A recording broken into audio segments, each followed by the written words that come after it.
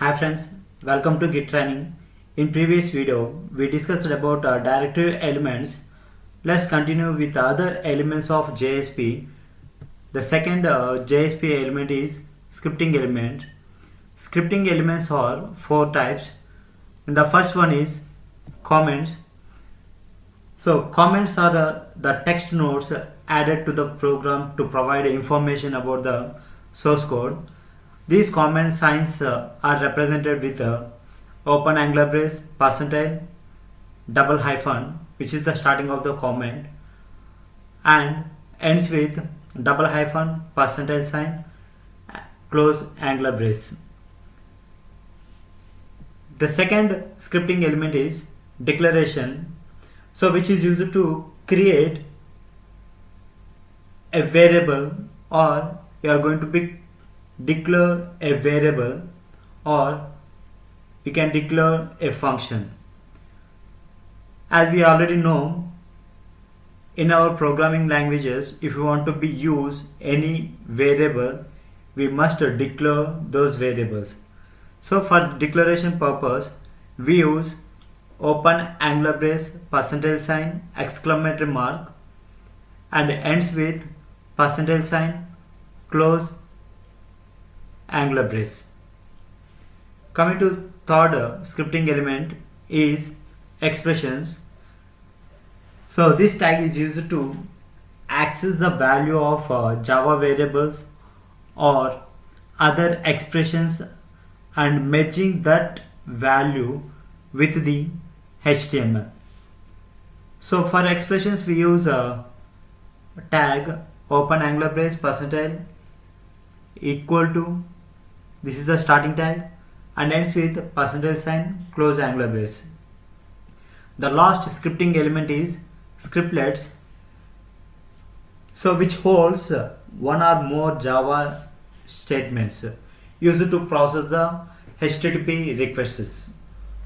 So you can include declaration statements in scriptlet tags also. So here the scriptlet tags are: to start a scriptlet, we use open angular brace, percentile sign, and ends with percentile close angular brace. So coming to the third JSP element is action elements.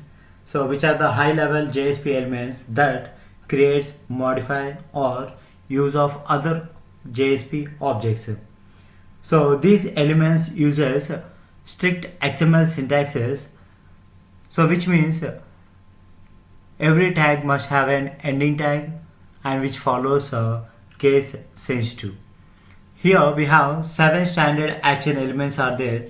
In the first element is JSP colon use bean, so which declares a Java bean and associate it with a variable.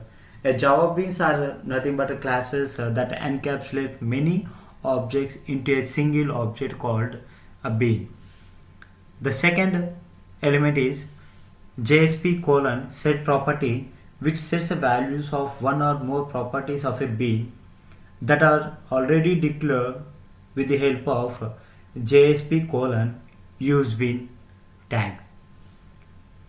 The third element is JSP colon get property, which returns the value of a specified property of a bean, which is nothing but it is going to get the value of a property. Coming to the fourth one, JSP colon include, which is similar to that of include directive. So which means it includes a file at the time the page is going to be requested. Coming to the fifth element is JSP colon forward, which forwards the HTTP request to another JSP pages or servlet for processing the client requests.